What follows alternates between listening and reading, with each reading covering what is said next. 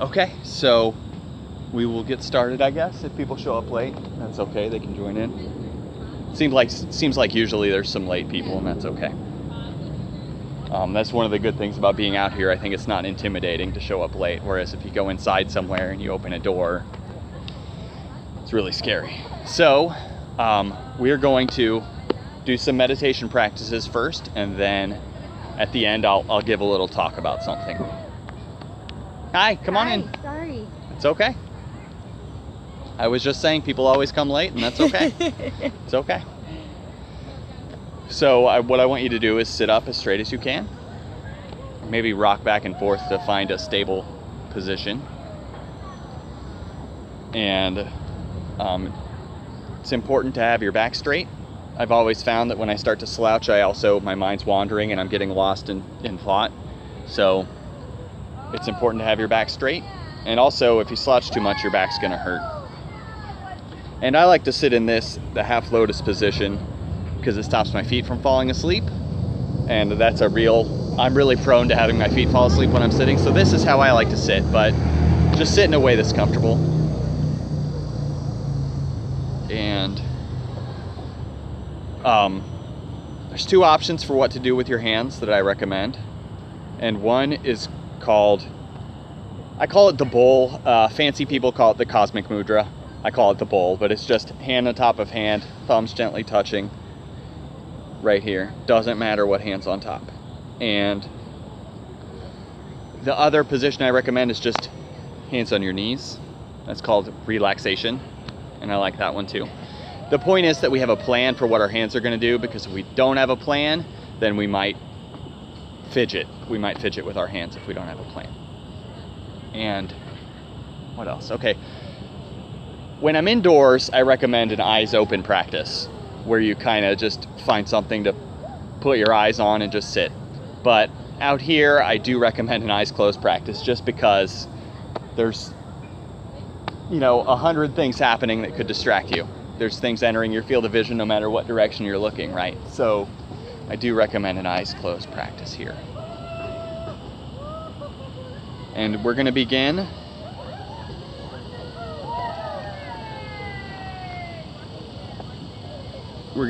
by doing the practice called the healing breath. And that is a breath counting practice, where what we do is we breathe in to a count of 5, and we hold our breath to a count of 5, and we breathe out to a count of 5. And that helps us kind of center ourselves and bring us into the experience that we're in. So I'm going to show you, this is how it works. So I'm breathing in, holding my breath, breathing out. So we're going to do that together 3 times, and I'm going to direct you. So breathe in,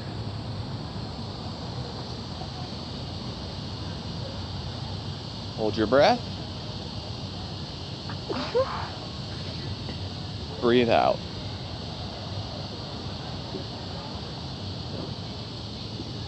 Breathe in, hold your breath, breathe out. One more time. Breathe in,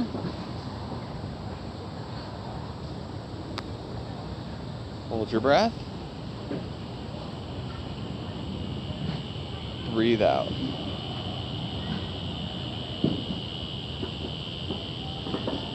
Okay, we are going to begin the practice that is called following the breath, and we're going to do that practice for a little while, and then we're going to switch to another practice. So what I want you to do, and I'm going to ring this bell first. And now what I want you to do is bring your attention to the breath coming into and going out of your body. We are breathing all the time, but it's not something we bring attention to unless there's a problem. It's not something we focus on, but we're breathing all the time. So there's 2 different ways to do this, and one is to bring your attention to the breath coming into and out of your nose. And then if that is what is usually recommended, but if that's too difficult, another option is to bring your attention to the rise and fall of your belly.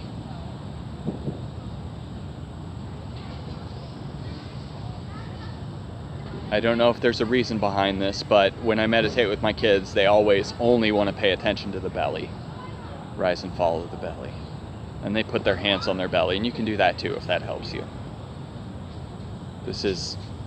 It's happening all the time and we just don't notice it. We're always having breath coming in and going out.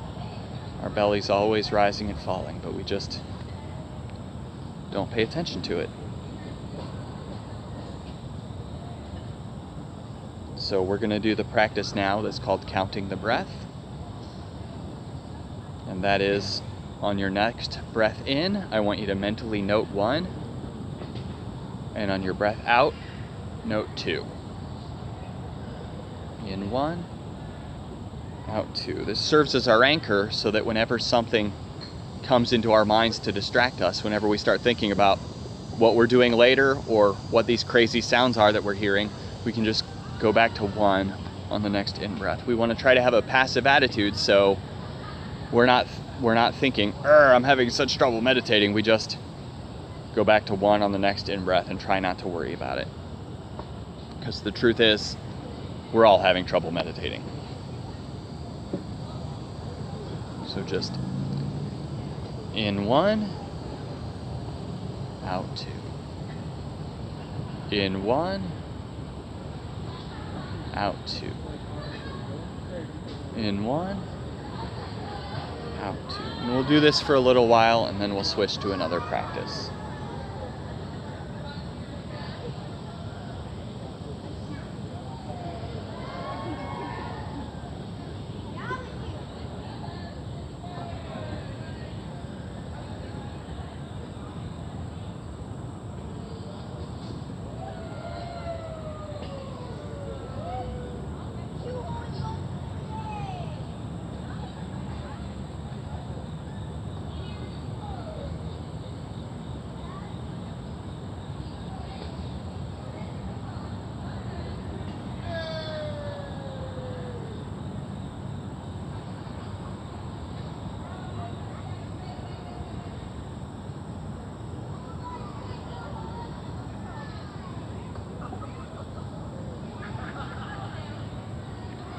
Anytime your back starts to slouch, just straighten it.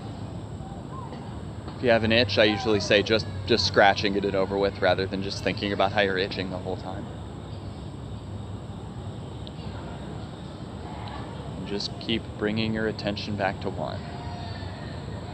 In 1, out 2. In 1, out 2.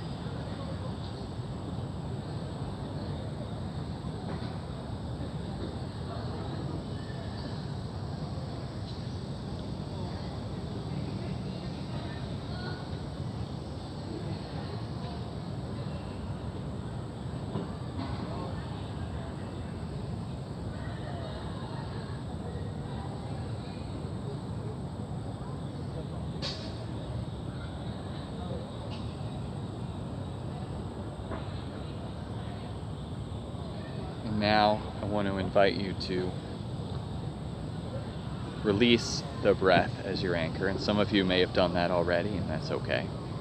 But we're going to stop using the breath as our anchor, and instead of bringing our attention to the breath, we're going to do the practice that's called just sitting. And we're not really going to try to direct our minds at all. We're just going to try to notice everything in our experience. We're just going to try to notice everything, but also not attach to it. So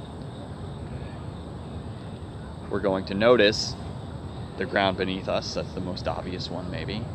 We're going to notice the heat that our bodies are feeling, which is a little bit more than when we first got here. We're going to notice all the sounds we hear. We're going to try not to attach to them. So we're going to try not to think, why is that person making that noise? Or, how many cars are passing by? We're going to try not to do that, but to just notice the sounds and just notice them and note there's a sound. And then lastly, and probably most difficult, we're going to try to notice thoughts coming into our head and just notice them and let them pass through. So we want to just think, for example, I'm hungry, and just think I'm hungry rather than thinking I'm hungry. What am I going to have for lunch? I wonder what I'm going to have for dinner. Breakfast was good. We want to just think I'm hungry and let that just pass through, because thoughts can just pass through like clouds if we learn how to let them, if we really put effort into letting them. So we're going to just sit for a few more minutes and just do this practice of just noticing our full experience and trying not to attach to anything.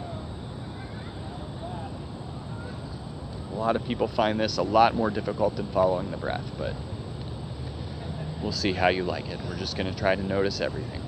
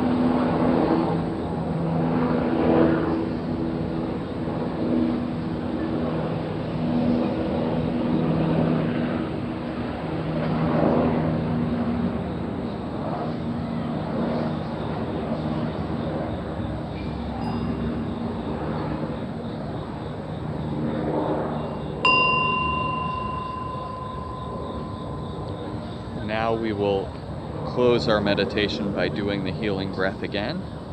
Again, 3 times. So go ahead and breathe in.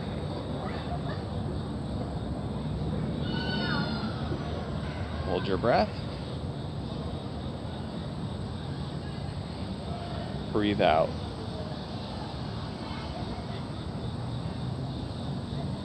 Breathe in. Hold your breath. Breathe out.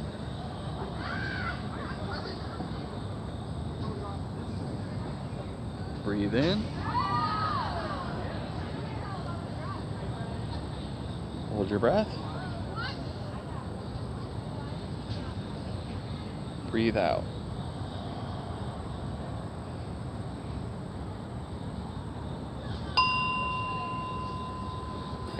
I got this bell not because I think bells are special, but I got it because it felt really weird to just say, and now our meditation is over. So I had to get something. I know some people think bells are like really special or something, but not me. So that healing breath practice we just did at the beginning and at the end, I like that a lot as a bookend to my practice, but also it's a portable practice. So I have found that when I'm in a stressful situation, I can just take a second and do the healing breath, and then it helps me kind of calm down a little. So it's one of my favorite practices, and I really like it for that, because we're always breathing, and I think nothing brings you back into the moment quite like not breathing for a few seconds. So the way I do this is I give a short talk at the end of the meditation, and today I'm going to talk about laziness. Laziness is something that there are different kinds of laziness that stop us from getting into our meditation practice, and I think it helps to just have those in mind, to name what we're doing, to have a name for it, I think takes its power. So I have my own struggle with laziness, and that is why I had to create this elaborate situation to get myself to meditate, because I'm lazy and I don't want to. So if I create this situation, well, then I have to, don't I? I can't really get out of it. But so that's my own struggle with laziness. But I'm going to talk about different kinds of laziness, because there are things we don't always think about as laziness. There's 3 different kinds of laziness, and the first is procrastination, which is what we generally think of procrastination when we think of laziness. We think, I'm comfortable with what I'm doing right now, so I'm not going to go meditate, right? I want to stay in bed. I want to stay on the couch and watch TV. I don't want to get up and do things. And I want to make clear, these apply to our meditation practice, but they can apply to anything that we know we should do that we're not doing. But so procrastination is the most well-known form of laziness, and it is just, I don't feel like it. I don't want to do it. So that's the first kind. And the second kind is called feeling unworthy. And that is where I could tell you that when people learn that I do this, they sometimes come to me and they say things like, oh, that's really cool. I wish I could sit down and meditate.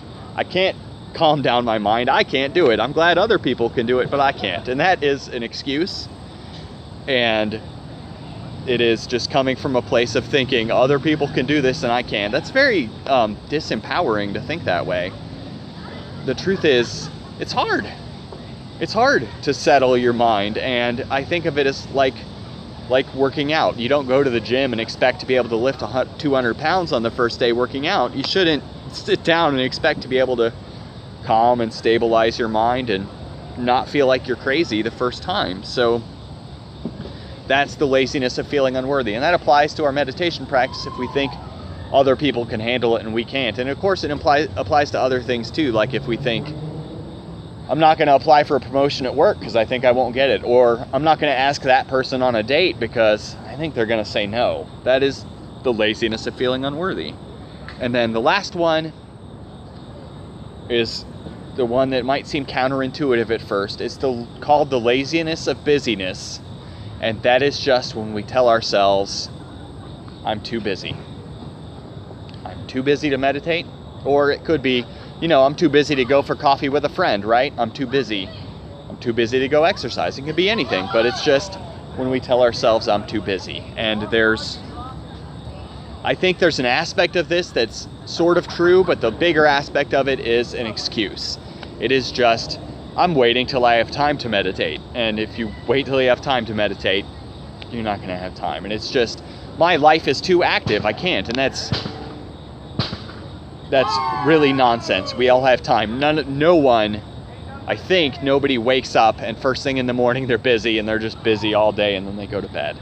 And if someone has that experience, man, that sounds like a tough life. But we all have time to sit down and meditate. Although some people may not have time to come to events like this, and I do understand that. But it's just, we want to learn how to not make excuses. But the other aspect of this that I think is kind of true is true because we make it true. And that is, we have really learned how to fill our time.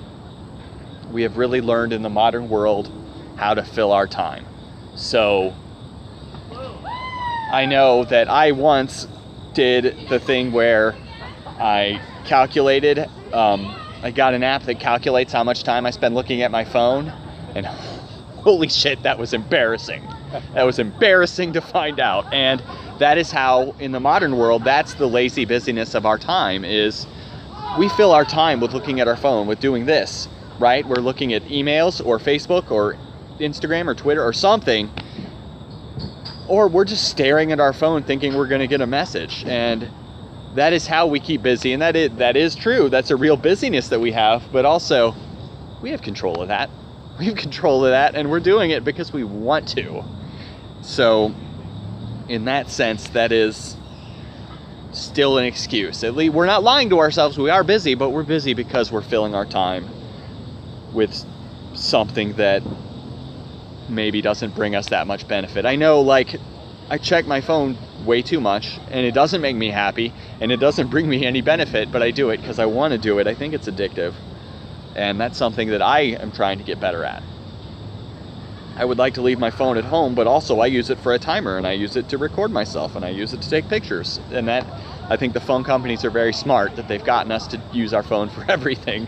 So that's what I wanted to say about different kinds of laziness. And I do think just knowing it and giving it a name in itself helps us deal with it. Just knowing it and giving it a name. So I wanted to just see if there's any questions or comments, and if there are, we'll listen to those, and if there aren't, we'll just go home. So any questions or comments? Can be about the practice or about laziness or anything else. No, but you do this every other Saturday? I do this the second Saturday of every month. So once a month? Once a month, okay. Second Saturdays. Yeah, I'll throw something out here just that I found. One, I've reduced the yoga and the meditation also down to a real simple deal. Awareness of breath, awareness of posture. Everything else is fluff. Mm-hmm. Second thing, consistency of practice. Consistency of practice. Like Daniel said, you don't go into a gymnasium lifting 200 pounds. You start with 5, 10, you work your way up. But what I have found with the meditation, if I can meditate fairly soon after I wake up in the mornings, before the day busyness starts, day after day after day, just for 15 minutes to 30 minutes, with that consistency of practice, very shortly, with just a matter of weeks, you'll start seeing results. Those results being the quietening of the mind, plus a hell of a lot more, plus a hell of a lot more. So, there's my 2 cents worth. Awareness of breath, awareness of posture, consistency of practice. Yeah, thank you for that. You know, when I first started meditating, I thought, oh, well, I'll just do this when I feel like it. And guess what? Never do it, like right? So what I found, I have 4 kids at home. So a lot of the time when I want calm and quiet, it's a disaster to try to get that. But right after the kids go to bed, that's when I like to do it. Right after the kids go to bed, it's quiet, I can sit still. Most of the time they just go to bed. Sometimes it's a struggle, but most of the time they just go to bed, so it's calm and it's quiet and it's a great time for meditating. And then again, I do events like this. Second Saturday of every month I'm here. Every Monday at 7 p.m. I'm at Heart of the Dove. It's a yoga studio place behind a coffee house, and that's what I do. Second Saturday and every Monday. And it really helps me. Planning these events and inviting other people really makes me do it. So it's really helpful to me. So thank you all for coming. If there's nothing else, have a good day. This is a great spot to do that noticing section of the meditation, right? Yes. Airplanes and bicycle bells. Yes. People screaming. When this golf started, at first I was like, oh, this golf's gonna ruin meditation. But then I noticed, like, no, I think it helps actually. It really works for me. It helps, yeah. So. Well, I think eventually you find that the inner world and the outer world kind of blend. And your meditation, your inward world, that plane flies by, it's like, oh, perfect. Yeah, exactly. Perfect timing. Yes. Perfect timing. Exactly. Yes. All right. Thanks for coming, everybody. Thank you. Awesome. Thanks for listening.